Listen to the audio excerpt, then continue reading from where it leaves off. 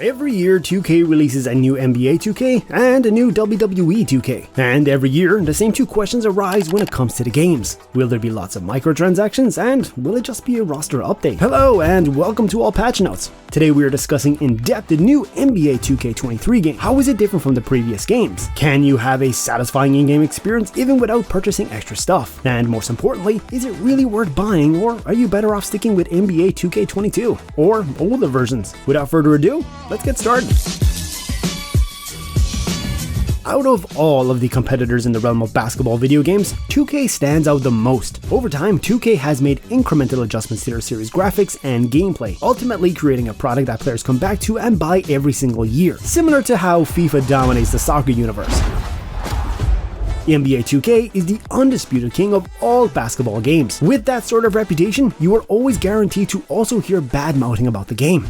But the question is, are they actually wrong? Sure, older installments may look and feel more dated than the latest version, but that doesn't necessarily mean they're worse games, or better for that matter. For example, NBA 2K6 was quite similar to its predecessor, and this upset a lot of fans of the game. Similarly, NBA 2K19 was not much different from NBA 2K18, which made it seem like the game had only had roster updates and slight changes in player movement. NBA 2K8 under-delivered in some aspects, including a ton of misrepresentation with player movement and slow and laggy animations. But at the same time, for each disappointing game, there is a counterpart that brought players why they fell in love with NBA 2K in the first place. For example, among its many updates, NBA 2K11 featured a new Jordan Challenge mode, where players relive 10 of the NBA players' biggest career achievements, including but not limited to Jordan's last dance. NBA 2K14 is notable for including the EuroLeague teams, meaning gamers could play as FC Barcelona, Real Madrid, and more. NBA 2K15 introduced a new coaching advice feature that helped provide in-game feedback based on a player's specific performance. Depending on how well or bad your performance was, you'd either be praised or criticized, and the list could go on and on. So, when it comes to the newest NBA game, 2K23, is it pretty much the same as 2K22? Or are there any other major improvements, or at least some improvements? Let's take a look. NBA 2K23 relies heavily on nostalgia this year, with a lot of new game modes added that bank on the player's appetite for historic NBA moments.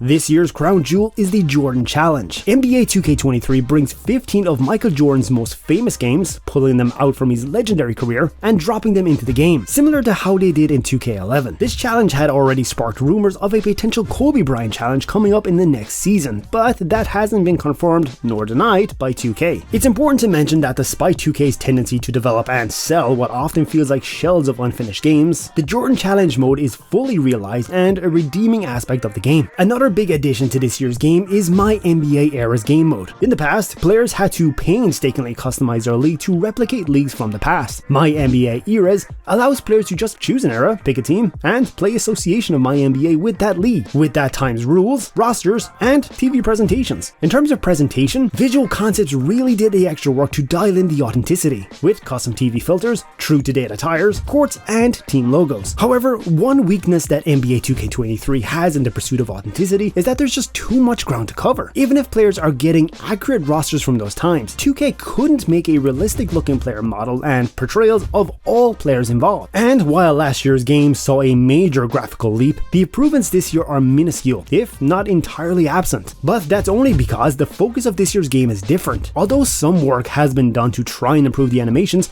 most characters will continue to appear stiff and inhuman. The experience of playing basketball at times can vary greatly between feeling smooth and punitive. This year, when it comes to My Career mode, 2K had tried to streamline the experience.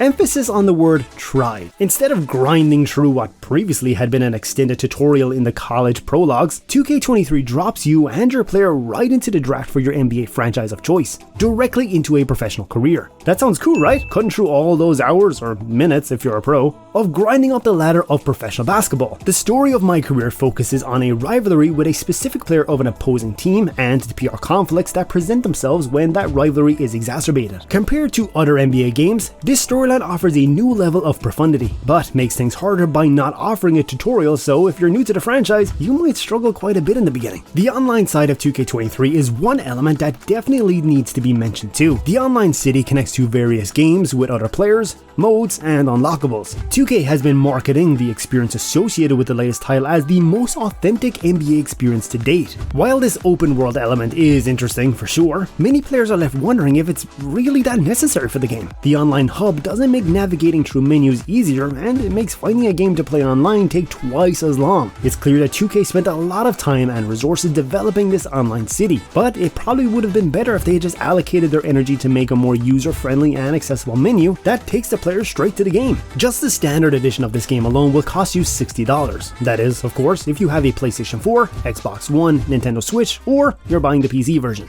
If you're one of the lucky gamers who scored a PS5 or Xbox Series X, then be prepared to pay $70 for the game. But on the bright side, the pre-order copy of NBA 2K23 will come with a few bonus items such as 5,000 virtual currency, 5,000 My Team points, 10 My Team promo packs, a booster for each My Career skill type, a boost for each Gatorade boost type, Devin Booker My Player jersey, and a 95 rated Devin Booker My Team free agent card. On the other hand, the NBA 2K23 Michael Jordan edition is $100 for all available platforms, and it comes with all the pre-order bonuses from the standard edition and a ton of additional bonuses such as 1,000 virtual currency, 10,000 My Team points, 10 My Team tokens, 23 My Team promo packs, Sapphire Devin Booker and Ruby Michael Jordan My Team cards, 10 boosts for each My Career skill type, 10 boosts for each Gatorade boost type, and 1 2-hour double XP coin. And last but not least, the priciest of them all, the NBA 2K23 Championship Edition will clear out your pockets, costing $150. It includes all the pre-order bonuses from the other two tiers and some extra stuff such as a 12-month NBA League Pass subscription, 100,000 virtual currency, 10% XP boost on My Team season progression, 10,000 My Team points, 10 My Team tokens, 23 My Team promo packs, Sapphire Devin Booker and Ruby Michael Jordan My Team cards, 10% XP boost on My Career season progression, Michael Jordan Team's Go Kart, yes I'm serious, 10 boosts for each My Career skill boost type, 10 boosts for each Gatorade boost type, and once again,